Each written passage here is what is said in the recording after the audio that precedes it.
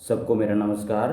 मैं Pavnesh Kumar, Pavnesh maths YouTube channel में आप लोग का स्वागत करता हूं। दोस्तों, आरआरबी की आगामी परीक्षाएं जैसे आरपीएफ, एनटीपीसी हुआ, ग्रुप डी आने वाला है, ठीक है। तो इन सारे एग्जामों में कहीं ना कहीं साइंस का एक बहुत बड़ा रोल रहता है।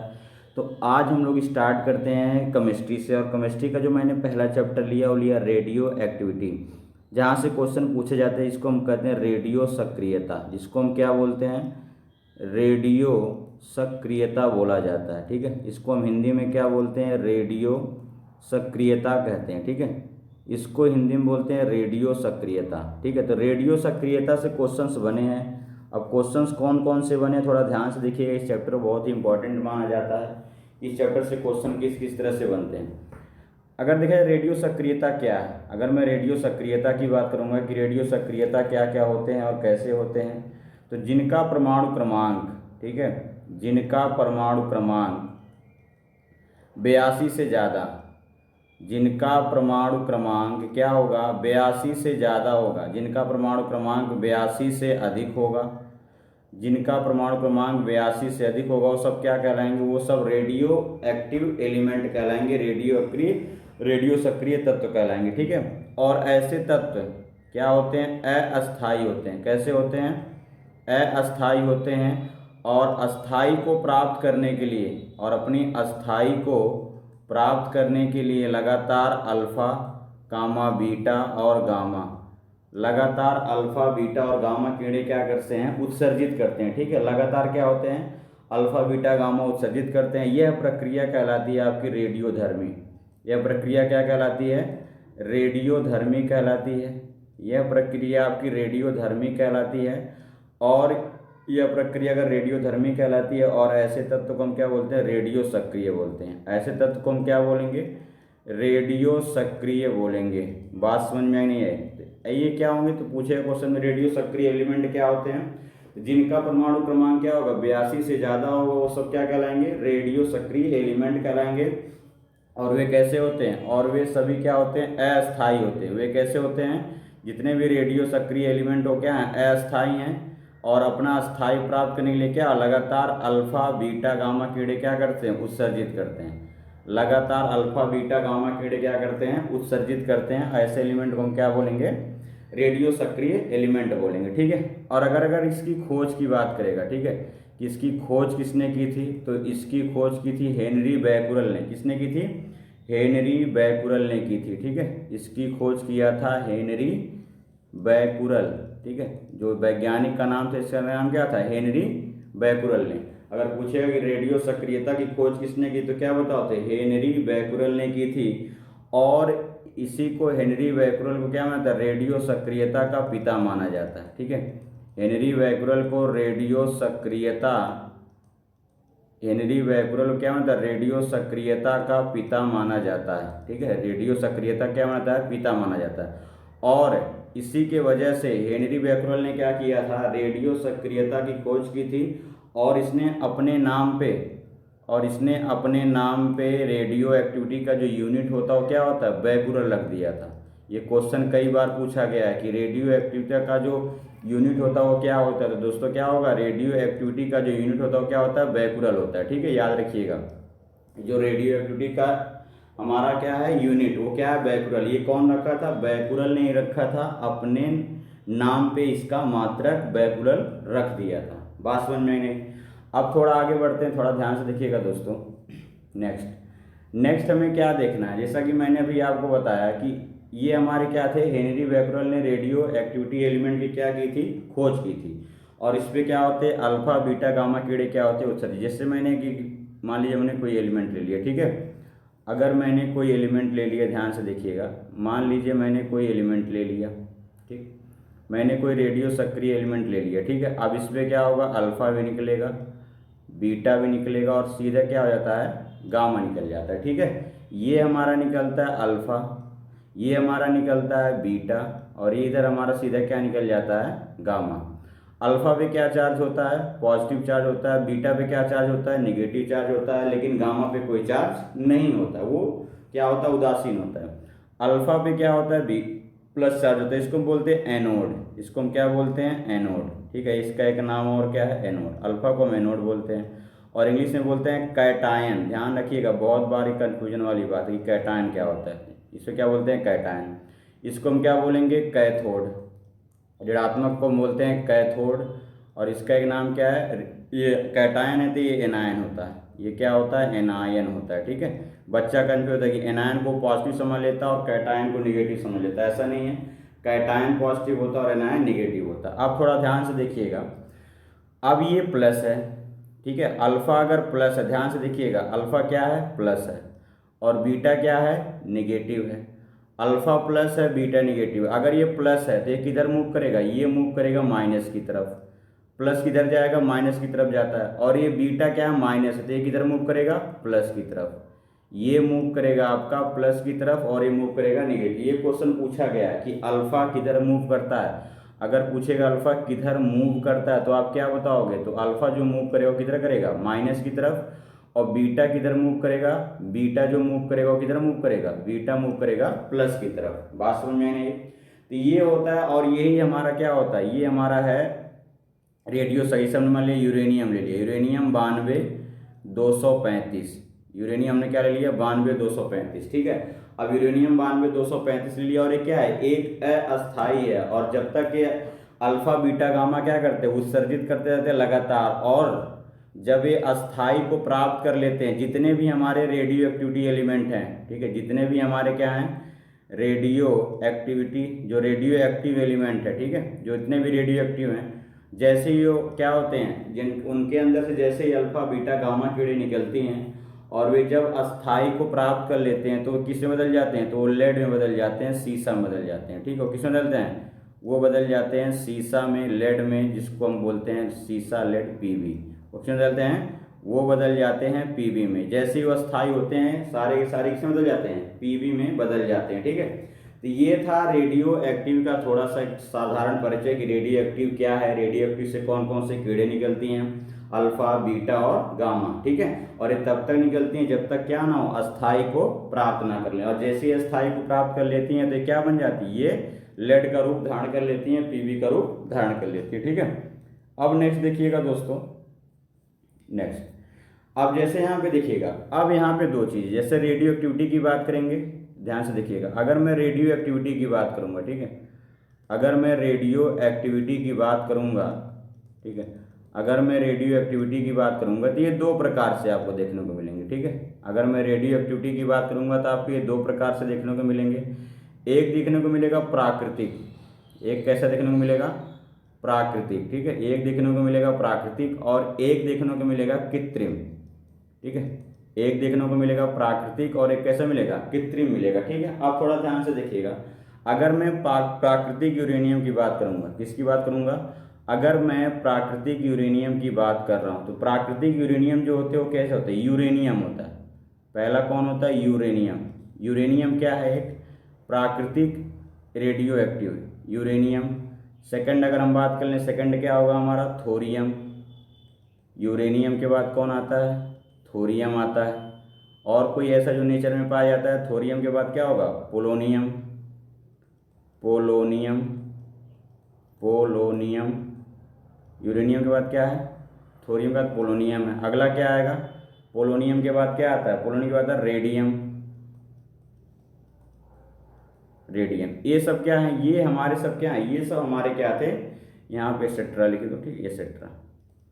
ये सब क्या थे, ये हमारे सब कैसे थे, ये थे सारे के सारे हमारे प्राकृतिक रेडियो सक्रिय पदार्थ। जैसे यूरेनियम, यूरेनियम कैसे डिनोट करते हैं, यू से। थोरियम कैसे करते हैं, थोरियम हम करेंगे टी एच से।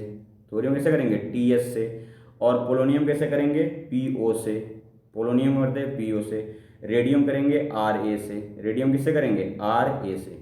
ये सारे के सारे एलिमेंट हमारे कैसे थे, प्राकृतिक में पाए जाते थे। ठीक है, आप थोड़ा ध्यान से देखिएगा। लेकिन अगर हम कृत्रिम की बात कर लेंगे तो कृत्रिम को हम अपने अनुसार चाहे जैसे क्या कर सकते थे, बना सकते थे। अब यहाँ पे ऐसा तो कोई मिला नहीं कि हम कृत्रिम कुछ रेडियो सक्रिय पदार्थ बताएं। ठीक है, लेकिन अगर हम इसके आगे थोड़ा आगे बढ़ते हैं, फिर मैं कृत्रिम पे आऊँगा, थोड़ा ध्यान से देखिएगा। अगर मैं इसके आगे बढ़ता हूँ, ठीक है दोस्तों, थोड़ा ध्यान से देखिएगा, अगर मैं इसके आगे चलूँ तो जैसे मैंने अभी आपको बताया रेडियम और polonium, radium, polonium, thorium, uranium, ये सब क्या थे? हमारे प्राकृतिक रेडियो सक्रिय पदार्थ थे।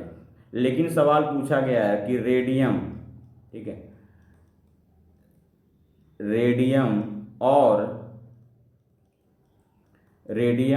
पोलोनियम, रेडियम और पोलोनियम, रेडियम और पोलोनियम की खोज किसने की थी? ये सवाल पूछा गया है कि बताइए रेडियम और पोलोनियम की खोज किसने की थी। तो जान लीजिए रेडियम और पोलोनियम की जो खोज की थी किसने की थी? मैडम क्यूरी ने की थी। कौन किया था? मैडम क्यूरी ने किया था। ये बात आपको याद रखना, ठीक है। ये सवाल पूछा हुआ है। और पूछा क्या था? पूछा था इसको लेकर के, किसको लेकर? पोलोनियम। ये क्वेश्चन पूछा हुआ आरआरबी कि पोलोनियम की खोज किसने की थी। तो पोलोनियम की खोज किसने की थी? मैडम क्यूरी ने की थी, ठीक है। ये क्वेश्चन पूछा गया कि पोलोनियम की खोज किसने की, तो क्या बताओगे? मैडम क्यूरी ने पोलोनियम की खोज की थी, ठीक है। अब थोड़ा ध्यान से पढ़िए, जब मैडम क्यूरी ने पोलोनियम की खोज की थी, इसके बाद इन्हें क्या किया गया था? इसी खोज के लिए इन्हें क्या दिया गया था? नोबेल पुरस्कार दिया गया था। इसी खोज के लिए इन्हें क्या दिया गया था? नोबेल पुरस्कार दिया गया था। किसकी खोज के लिए? पोलोनियम की, ठीक है। इसी खोज के लिए इन्हें क्या दिया गया था? नोबेल पुरस्कार दिया गया था केमिस्ट्री में। किसको? मैडम क्यूरी को। और जब मैडम क्यूरी ने रेडियम और पोलोनियम की खोज कर ली, तो एक बात यहाँ से और याद रखिएगा, अभी तक हम रेडियो एक्टिविटी, अगर मैं एक बात बताऊँ, रेडियो एक्टिविटी, ठीक है, रेडियो एक्टिविटी की अगर मैं बात कर लूँगा, तो रेडियो एक्टिविटी का एक जो यूनिट अभी मैंने आपको पीछे पढ़ाया, ठीक है, रेडियो एक्टिविटी की जो यूनिट थी हमने क्या बताया था? बैकुरल। क्या बताया था? बैकुरल बताया, जो बैकुरल ने अपने नाम पे रखा था। क्यों रखा था? क्योंकि इसको हम रेडियो एक्टिविटी का पिता मानते हैं, ठीक है। तो रेडियो एक्टिविटी का जो एक यूनिट था बैकुरल था। लेकिन अब एक नेक्स्ट यूनिट आ जाता है, ठीक है। ये नेक्स्ट यूनिट कब आता है? जब मैडम क्यूरी ने क्या किया था? रेडियम और पोलोनियम की खोज कर दिया था। तो एक और यूनिट आता है, उसका एक यूनिट क्या नाम है? क्यूरी।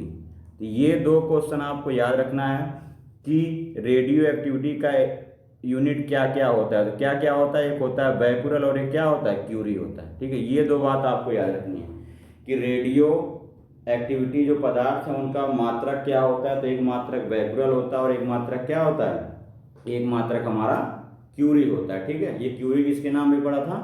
मैडम क्यूरी के नाम पे पड़ा था। बातें यहाँ तक क्लियर हुई? अब थोड़ा ध्यान से देखिएगा, जैसे ही बात यहाँ तक पहुँची, उसके बाद आती कौन है भैया? अब आती हैं कौन? अब हम थोड़ा बात कर लें, ये हमारा सब क्या था? प्राकृतिक। अब जैसे ही आगे बढ़ते हैं, थोड़ा आगे बढ़ते हैं, तो आगे बढ़ेंगे तो इनका एक आता है कृत्रिम, जो मैंने अभी पीछे आपको बताया, कृत्रिम रेडियो एक्टिविटी, ठीक है। कृत्रिम रेडियो एक्टिविटी, कृत्रिम रेडियो एक्टिविटी। अब जैसे कृत्रिम रेडियो एक्टिविटी में हम चलेंगे, तो कृत्रिम रेडियो एक्टिविटी में क्या होता है? कृत्रिम रेडियो एक्टिविटी की अगर खोज की बात करेगा, कृत्रिम रेडियो एक्टिविटी की खोज की बात करेगा, तो कौन खोजा था? ये खोजा था भैया मैडम क्यूरी की बेटी, नाम था मैडम क्यूरी की एक बेटी थी, उसका नाम था इरेन क्यूरी, ठीक है। मैडम क्यूरी की एक बेटी थी, उसका नाम था इरेन क्यूरी। पियरे क्यूरी तो उनके हस्बैंड का नाम था, ठीक है। मैडम क्यूरी की एक बेटी थी, उसका नाम क्या था? इरेन क्यूरी, ठीक है। अगर सवाल आएगा कि कृत्रिम रेडियो सक्रियता पदार्थ की खोज किसने की, तो नाम क्या बताओगे? इरेन क्यूरी बताओगे, ठीक है।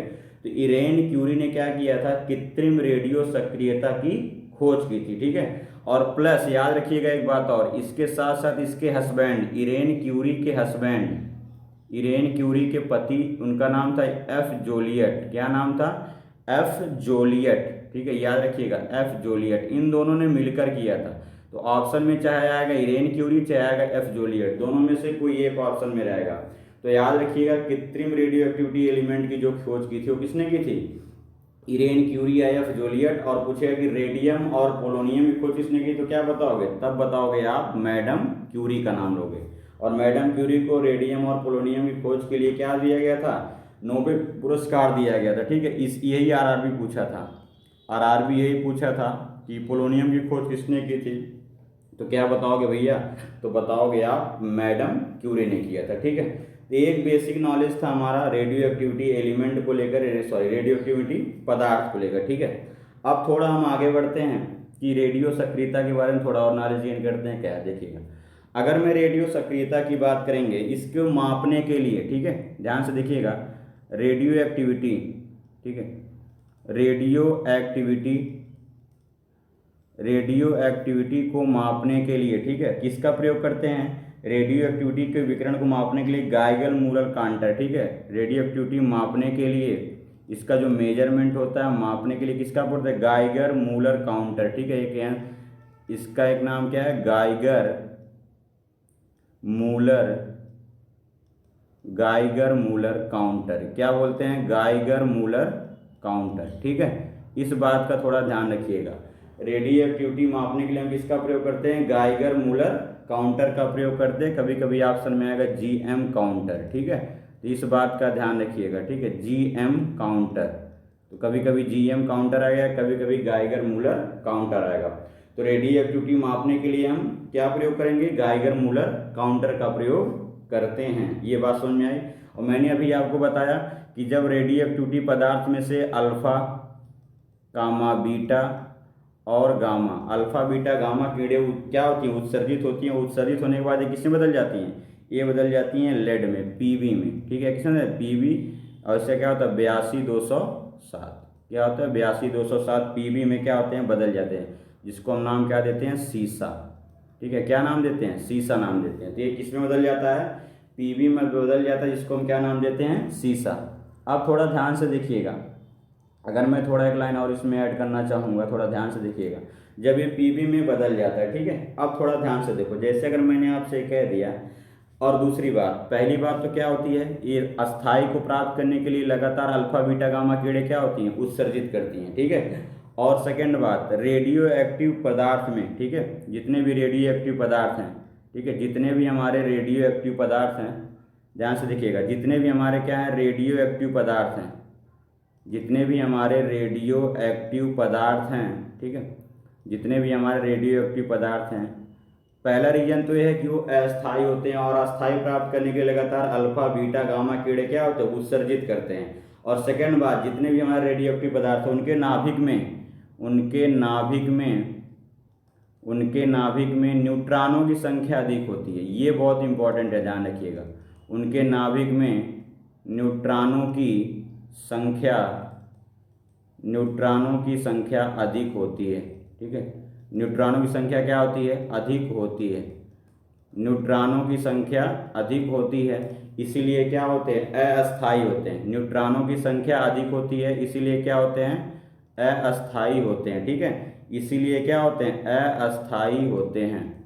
क्यों अस्थायी होते हैं, क्योंकि इनमें क्या होता है, न्यूट्रॉनों की संख्या क्या होती है, अधिक होती है। या कह सकते हो कि इसमें लगातार क्या होता है, अल्फा बीटा गामा किरणें क्या होती हैं, उत्सर्जित होती हैं, और ये तब तक उत्सर्जित है जब तक ये क्या हो जाए, अस्थायी ना हो जाए, ठीक है। और दूसरी बात, अस्थायी होने का सबसे मूल कारण एक और है कि इनके नाभिक में क्या होता है, न्यूट्रॉनों की संख्या अधिक होती है, ठीक है। यहाँ तक बात क्लियर हुई।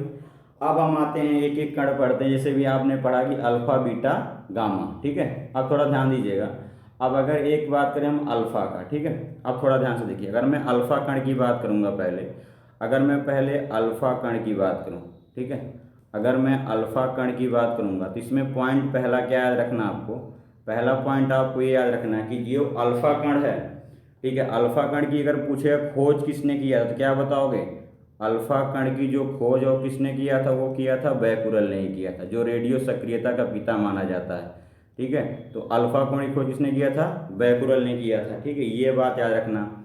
दूसरी बात आपको अल्फा कण में क्या याद रखना है, अल्फा कण क्या होता है, धनावेशित होता है। कैसा होता है, अल्फा कण धनावेशित होता है। या तो सवाल में अगर धनावेशित होता है, या कामा लगा लो, इसको हम क्या बोलते हैं, एनोड बोलते हैं, क्या बोलेंगे, एनोड बोलेंगे। या इसका एक नाम और क्या बता सकते हो, कैटायन बोलते हैं, या एक नाम क्या बताओगे आप, कैटायन बोलोगे। ध्यान रखिएगा, ये तीनों में से कोई भी एक आएगा। इसका खोज बैकुरल ने किया था, और ये धनावेशित होते हैं, या एनोड कहेंगे, या तो क्या कहेंगे, या तो ये कैटायन होता है, ठीक है। अब थोड़ा ध्यान से देखिएगा, अगला पॉइंट क्या याद रखना आपको, ठीक है, अगला पॉइंट आपको ये याद रखना है कि इसका जो वेग होता है, ठीक है, इसका जो क्या होता है, वेग, ठीक है, अल्फा कण का जो वेग होता है वो कितना होता है, वो प्रकाश के वेग का, ध्यान रखिएगा, प्रकाश के वेग का 1/10वां भाग होता है। कितना होता है दोस्तों, 1/10वां भाग होता है, इस बात को याद रखिएगा, ठीक है। और प्रकाश का वेग कितना होता है, प्रकाश का वेग होता है 3 × 10⁸ निर्वात में जो होता है मीटर पर सेकेंड। और ये कौन बताया था? ये बताया था रोमर ने। कौन बताया था? रोमर ने बताया था। और कब बताया था? सन 1676 में। कब बताया था? सन 1676 में बताया था, रोमर ने बताया था। और अगर यहाँ से हम पूछें कि अल्फा कण का वेग क्या होता, तो आप क्या बताओगे? अल्फा कण का वेग प्रकाश के वेग का 1/10। अगर ऐसे पूछेगा कितना होता है तो 1/10, नहीं तो 3 × 10⁸ का 1/10 निकालेंगे, कितना आएगा? 3 × 10⁷ आएगा। तो आप इनडायरेक्ट भी बता सकते हो, ठीक है। दूसरी बात, अगली बात आपको इसमें क्या रखना है? चौथा पॉइंट आपको क्या रखना है? इसका जो द्रव्यमान होता है, ठीक है, इसका जो द्रव्यमान होता है, किसका द्रव्यमान? अल्फा कण का। जो इसका द्रव्यमान होता है वो हाइड्रोजन के द्रव्यमान का, इसका जो द्रव्यमान होता है वो हाइड्रोजन के द्रव्यमान का 4 गुना होता है, ठीक है दोस्तों। क्या गुना होता है? हाइड्रोजन के द्रव्यमान का 4 गुना होता है, ध्यान रखिएगा, 4 गुना होता है। अब हाइड्रोजन का द्रव्यमान कितना होता है? 1, तो अल्फा कण कितना होगा? इसका 4 गुना कर दो तो 1 का 4 गुना 4 होगा, ठीक है। यहाँ मिल सकते हैं 1 का 4 गुना कितना होगा? 4। तो ये किसका होता है? ये होता है अल्फा कण का। या आप कह सकते हो अगला पॉइंट इसी में ऐड कर लो, एक पॉइंट आप इसी में ऐड कर सकते हो। या आप कह सकते हो कि इसका जो द्रव्यमान होता है हीलियम के बराबर होता है। किसके? हीलियम के बराबर होता है, क्योंकि हीलियम का द्रव्यमान कितना होता है? 4 ही होता है, ठीक है। हीलियम कितना होता है? हीलियम का होता है 2He4, ठीक है। कितना होता है? 2He4 होता है। या आप कह सकते हो हीलियम के बराबर होता है, या आप कह सकते हो कि हाइड्रोजन के 4 गुना के बराबर होता है। दोनों बात एक ही है, दोनों में से कोई ना कोई एक ऑप्शन में आपके दिया रहेगा। तो ये आपको 4-5 बातें अल्फा कण में और 5 बातें पूछी गई। पहला बात हमने क्या बताया? कौन खोजा था? बैकुरल ने। और ये क्या होता है? धनावेशित होता है, एनोड या कैटायन होता है। इस पर कितने धनावेश होते हैं? इस पर 2 धनावेश होते हैं, याद रखिएगा। इस पर 2 पॉजिटिव धनावेश होते हैं, ठीक है। इस पर क्या होते हैं? 2 पॉजिटिव धनावेश होते हैं। तीसरी बात क्या रखना है आपको? तीसरी बात याद रखना है कि इसका जो वेग होता है प्रकाश के वेग का 1/10 होता है, अर्थात हम कहते हैं 3 × 10⁸ मीटर पर सेकंड प्रकाश का वेग होता है। इसका आप 1/10 निकालोगे, 10 से भाग करोगे तो 8 के स्थान पे 7 हो जाएगा, ये याद रखना है। अगला याद रखना है कि इसका द्रव्यमान कितना होता है? इसका द्रव्यमान हाइड्रोजन के द्रव्यमान का 4 गुना होता है, ध्यान रखिए, ठीक है। इसका द्रव्यमान होता है कितना होता है? हाइड्रोजन के द्रव्यमान का 4 गुना होता है। या कह सकते हैं किसके बराबर होता है? या तो आप कह सकते हो हीलियम के बराबर होता है। तो ये 5 पॉइंट आपको अल्फा कण के बारे में क्या करना है? याद करना है, ठीक है। अब अगला थोड़ा ध्यान से देखिए, अगला क्या है। अगर मैं अगले की बात कर लूँ, जो हमारा अगला कण है, ठीक है, उसको हम नाम देते हैं बीटा कण। उसको हम नाम क्या देते हैं दोस्तों? बीटा कण। अब बीटा कण के बारे में थोड़ा ध्यान से देखिएगा, यहाँ से भी सवाल पूछे गए हैं आरआरबी के द्वारा, ठीक है। अगर मैं बीटा कण को लेके क्वेश्चंस करूँ तो बीटा कण का जो पॉइंट है, बीटा कण का जो पहला पॉइंट आपको क्या रखना है? बीटा कण का पहला पॉइंट यह रखना है कि इसकी खोज किसने की थी, ठीक है। बीटा कण का पहला पॉइंट ये याद रखना है कि इसकी खोज किसने की थी। तो क्या बताओगे? इसकी खोज की थी रदरफोर्ड ने। ये बहुत बार पूछा हुआ सवाल है, ठीक है, कि बीटा कण की खोज किसने की थी? तो रदरफोर्ड ने की थी। सेकंड पॉइंट आपको याद रखना है, जैसे आप वहाँ पढ़े थे, वो क्या होता है? पॉजिटिव होता है। तो ये क्या होता है? ये होता है ऋणात्मक। ये कैसा होता है? ये होता है ऋणात्मक, या बोल सकते हैं ये होता है कैथोड। कुछ भी सवाल में आ सकता है, तो ध्यान रखना, कैथोड। या ये होता है एनायन, ठीक है। एनायन को ऋणात्मक कहते हैं भैया, कैटायन को पॉजिटिव कहते हैं। या तो ये एनायन होगा, या तो ऋणात्मक होगा, या तो क्या होगा? ये कैथोड होगा, ठीक है। तीसरा पॉइंट आपको क्या रखना है? तीसरा पॉइंट याद रखना है इसका वेग। जो इसका वेग होता है, ठीक है। अब इसका वेग जो होता है कितना होता है? इसका जो वेग होता है प्रकाश के वेग का 9/10 भाग होता है। ये बात आपको याद रखनी है, ठीक है। इसका जो वेग होता है वो प्रकाश के वेग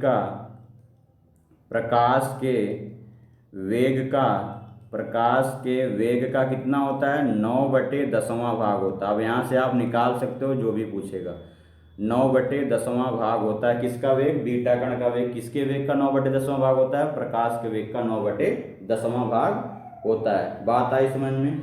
अब थोड़ा ध्यान से देखिएगा, और इसका जो द्रव्यमान होता है, चौथा पॉइंट आपको याद रखना है, इसका जो द्रव्यमान होता है, अभी हमने पीछे पढ़ा अल्फा का द्रव्यमान कितना होता है? हाइड्रोजन का 4 गुना, हीलियम के बराबर।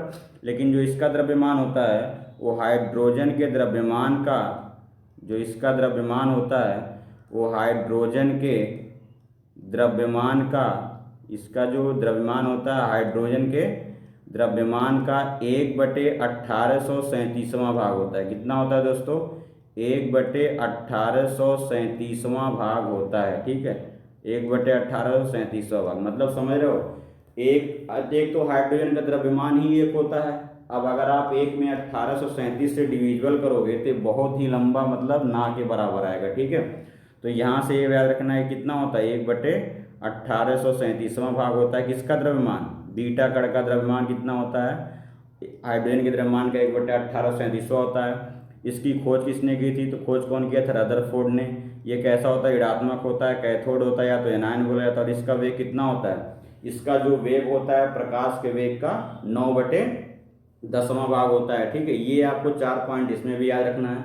अब थोड़ा हम आते हैं अगले पॉइंट पे बढ़ते हैं। अगला पॉइंट हमारा क्या है, गामा किरण। ठीक है, अगला पॉइंट जो है वो है हमारा गामा किरण। थोड़ा ध्यान से देखिएगा, अगर मैं गामा किरण की बात करूँगा, ठीक है, अगर मैं गामा कण, अल्फा कण, बीटा कण या गामा कण, अब जरा अगर मैं गामा कण की बात करूँगा तो इसमें सबसे इम्पोर्टेंट फैक्ट याद रखना है कि इसकी खोज किसने की थी। तो इसकी जो खोज थी, जैसे भी हम लोगों ने पढ़ा, अल्फा की खोज बैकुरल ने की थी, बीटा की खोज रदरफोर्ड ने की थी, लेकिन इसकी खोज कौन की थी, विलार्ड चाचा ने किया था। ठीक है, इसकी खोज कौन किया था, विलार्ड चाचा ने किया था। ये बात आपको याद रखना है कि गामा किरण की खोज किसने की थी, विलार्ड ने किया था। ये बात आपको याद रखना है। और एक ऐसा होता है, ये होता है उदासीन, इस पर कोई चार्ज नहीं होता, ना ये पॉजिटिव होता है ना ये निगेटिव होता है। इस पर कौन सा चार्ज होता है, ये आपका होता है उदासीन, ना प्लस होता है ना निगेटिव। और जो प्लस निगेटिव नहीं होता वो क्या होता है, उदासीन होता है। और इसका जो वेग होता है, ध्यान रखिएगा, इसका जो वेग होता है वो एक्चुअली में किसके बराबर होता है, वो प्रकाश के वेग के बराबर होता है। कितना होता है, प्रकाश के वेग के बराबर होता है। ठीक है, याद रखिएगा, प्रकाश के वेग के बराबर होता है किसका, गामा का। ठीक है, अगर प्रकाश का वेग 3 × 10⁸ है तो प्रकाश के वेग के बराबर ही गामा का वेग होगा। तो गामा का भी वेग कितना होगा, 3 × 10⁸ मीटर/सेकंड होगा। ठीक है, अब ध्यान से देखिएगा अगला पॉइंट, इस पे विद्युत क्षेत्र का कोई प्रभाव नहीं पड़ता। ध्यान रखिएगा, इस पे वैद्युत क्षेत्र का, इस पे वैद्युत क्षेत्र का प्रभाव नहीं पड़ता है। ठीक है, इस पे वैद्युत क्षेत्र का प्रभाव नहीं पड़ता है। क्यों, क्योंकि इस पे कोई चार्ज ही नहीं है भाई, प्रभाव नहीं पड़ता है। जब इस पे कोई चार्ज ही नहीं है तो वैद्युत का कोई प्रभाव नहीं पड़ेगा। ठीक है, क्योंकि ये कैसा होता है, उदासीन होता है। इसके उदासीन होने की वजह से इस पर वैद्युत का कोई प्रभाव, वैद्युत क्षेत्र का कोई प्रभाव नहीं पड़ता है। ठीक है, अब ध्यान से देखो, हमारे पास जितने भी अल्फा बीटा और गामा कीड़े हैं, ठीक है, और अल्फा बीटा गामा कीड़े में जो गामा कीड़ी होती है कौन सी तरंग, ये विद्युत चुंबकीय तरंग है। ये कौन तरंग है, ये विद्युत चुंबकीय तरंग है। इसको बोला गया था विद्युत चुंबकीय तरंग। ये क्वेश्चन पूछा गया कि रेडियो सक्रिय जो कण, जो रेडियो सक्रिय पदार्थ में से कण निकलते हैं अल्फा बीटा और गामा, उनमें से विद्युत चुंबकीय तरंग कौन सा है, तो विद्युत चुंबकीय तरंग क्या मारोगे आप, गामा किरण मारोगे। ठीक है, तो विद्युत चुंबकीय तरंग क्या होते हैं, गामा किरण होते हैं। ठीक है, और विद्युत चुंबकीय तरंग, और जितने भी हमारे पास विद्युत चुंबकीय तरंगें होती हैं उसको हम क्या बोलते हैं, उसको हम बोलते हैं अनुप्रस्थ। इसकी जो प्रकृति होती है, इसका जो नेचर होता है वो कैसा होता है, वो अनुप्रस्थ तरंग की तरह होता है। एक होता है अनुदैर्ध्य, एक होता है अनुप्रस्थ। उसको हम जब पढ़ेंगे ध्वनि फिजिक्स में तब पढ़ा जाएगा। ठीक है, इसकी जो प्रकृति होती है वो कैसी होती है, अनुप्रस्थ, किसका, गामा किरण का। ठीक है, तो ये बात रखिएगा। और नेक्स्ट पॉइंट सबसे इंपॉर्टेंट है, इसकी जो आवृत्ति होती है और ऊर्जा बहुत अधिक होती है। ठीक है, गामा किरण की आवृत्ति, गामा किरण की आवृत्ति और ऊर्जा, गामा किरण की आवृत्ति और ऊर्जा अधिक होती है। ठीक है, ये बहुत इंपॉर्टेंट है, इस पे क्वेश्चंस बने हैं, कैसे बने हुए दिखा रहा है, अधिक होती है। ठीक है, गामा किरण की क्या होती है भैया, ऊर्जा और आवृत्ति क्या होती है, बहुत ज़्यादा होती है। ठीक है, इसलिए कहा जाता है कि अगर भेदन क्षमता पे क्वेश्चंस बनता है कि अल्फा बीटा गामा में भेदन क्षमता सबसे ज़्यादा किसका है, तो क्या बनाओगे, गामा का सबसे ज़्यादा है, फिर बीटा का है, और फिर किसका है, अल्फा का है। ये बात याद रखना है। ठीक है, सबसे ज़्यादा किसका है, गामा का, फिर किसका है, बीटा का, फिर किसका है, अल्फा का। किसमें, सिर्फ और सिर्फ भेदन क्षमता में। इसके अलावा कुछ भी पूछेगा, जैसे मान लो पूछ ले, बताओ आयनन विभव, तो आयनन विभव अगर पूछ ले मान लो, तो आयनन विभव में क्या होगा, तो मैंने क्या बताया, सिर्फ और सिर्फ किसमें, सिर्फ और सिर्फ भेदन क्षमता में गामा ज़्यादा, उसके बाद कुछ भी पूछेगा तो क्या होगा, अल्फ़ा ज़्यादा होगा, तो अल्फ़ा ज़्यादा होगा, फिर बीटा, फिर क्या होगा, गामा। तो भाई आयनन विभव किसका ज़्यादा होगा, तो आयनन विभव सबसे ज़्यादा किसका होता है, अल्फ़ा का होता है, फिर किसका होता है, बीटा का होता है, फिर किसका होता है, गामा का होता है। अब आगे अगर मान लो कोई और पूछ ले, जैसे फोटोग्राफिक प्लेट पूछ ले, ठीक है, जैसे क्वेश्चन पूछे, बताओ फोटोग्राफिक प्लेट अगर फोटोग्राफिक प्लेट के बारे में पूछ लेगा तब किसका होगा, तो सबसे ज़्यादा अल्फ़ा का होगा, फिर बीटा का होगा, फिर किसका होगा, गामा का होगा। तो मिला जुला के आपको बस इतना ही याद रखना है कि सिर्फ और सिर्फ भेदन क्षमता, सिर्फ और सिर्फ क्या, भेदन क्षमता पूछेगा तब वहाँ पे हमारा गामा ज़्यादा होगा। बाकी कुछ भी पूछ ले, चाहे वो आयनन विभव पूछ ले, चाहे हमारा फोटोग्राफिक प्लेट पूछ ले, तब क्या ज़्यादा होगा, तब उस मैटर में हमारा क्या ज़्यादा होगा, उस मैटर में हमारा अल्फ़ा ज़्यादा होगा, फिर बीटा होगा, फिर लास्ट में कौन आएगा, गामा आएगा। ठीक है, तो ये आपको याद रखना है कि अल्फ़ा बीटा गामा किरणें कैसे कैसे काम करती हैं। हमारी अल्फ़ा बीटा गामा किरणें की खोज किसने किया था, और अल्फ़ा बीटा गामा किरणें क्या हैं, और इनसे क्या क्या हमारे जितने भी रेडियो एक्टिव एलिमेंट हैं इनसे क्या क्या उत्सर्जित होते हैं। तो इससे अल्फ़ा बीटा गामा किरणें क्या होती हैं, उत्सर्जित होती हैं। ठीक है, तो आज के लिए बस इतना रखते हैं दोस्तों। ठीक है, तो अगर क्लास अच्छी लगी होगी तो ज़रूर लाइक शेयर सब्सक्राइब करिएगा। Thank you very much. और आगे हम इसको कंटिन्यू करेंगे और आपको डेली क्या होगा, इससे रिलेटेड सारे क्लास क्या होंगे, रिकॉर्डेड के रूप में मिलते रहेंगे। थैंक यू, धन्यवाद, राधे राधे।